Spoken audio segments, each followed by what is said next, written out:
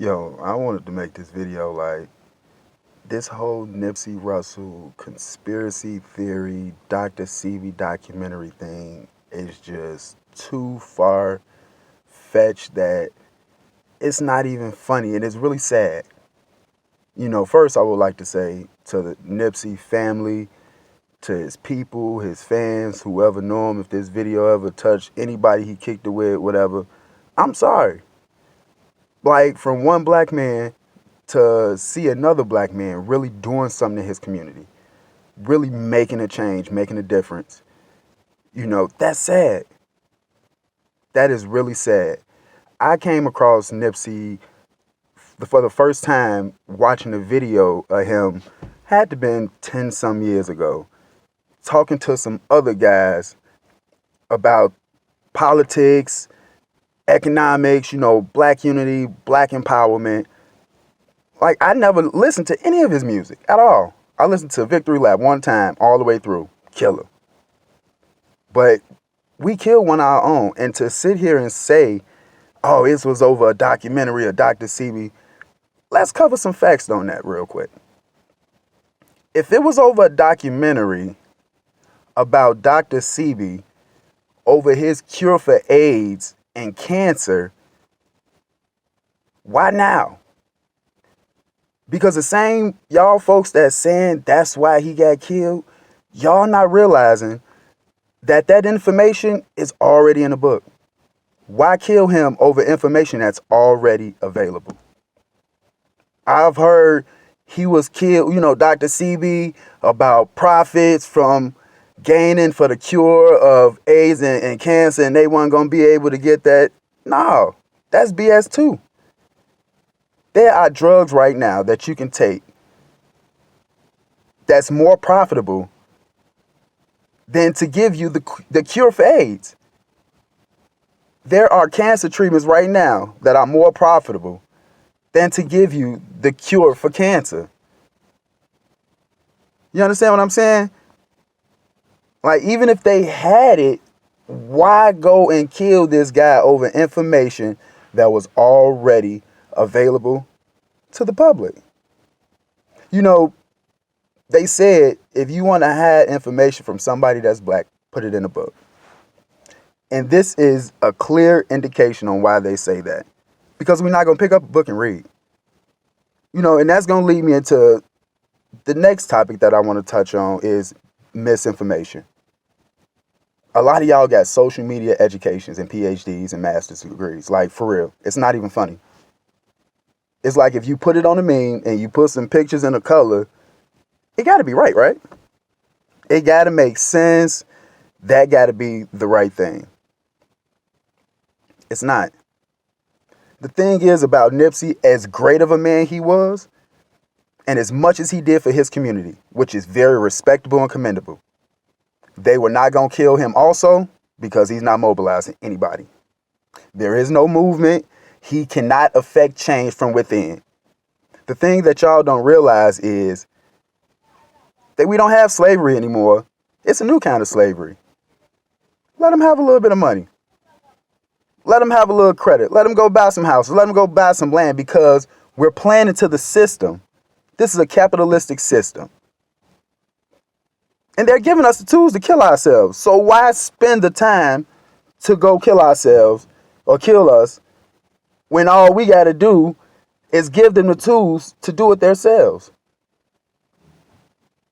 This is bigger than y'all want to say, oh, this is bigger than this, it's bigger than that, it's the government.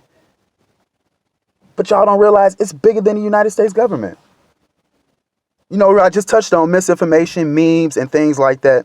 If y'all really watch the news, y'all will realize that right now we are under geopolitical attack from Russia, from China, from North Korea, and a few other Eastern Europe countries.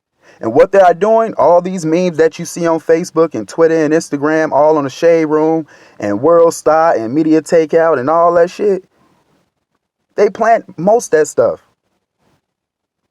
Them Black Lives Matter rallies and whatnot that was going down, half of that stuff, other countries was doing that.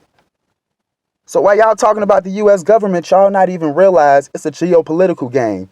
bigger than the United States government. But this is what we want to do. We want to self-educate ourselves on Facebook. God forbid we go look at a YouTube video or a Wikipedia page. We think we got even more knowledge.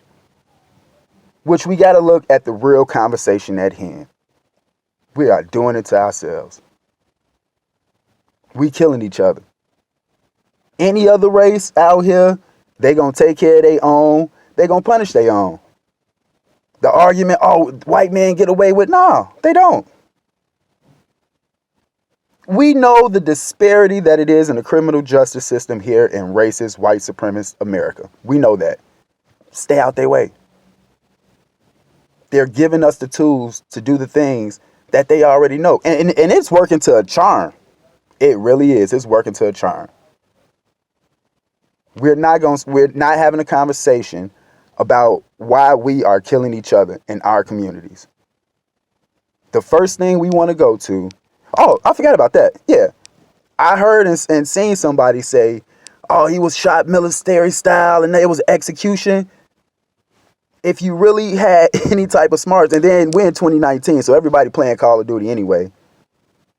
You look at the movies, everything, where's my military people? You got black killers out here, and the execution style is one in the head, 2 center mass in the chest. Black folks the only one overkill. That man was shot 5-6 times, once in the head.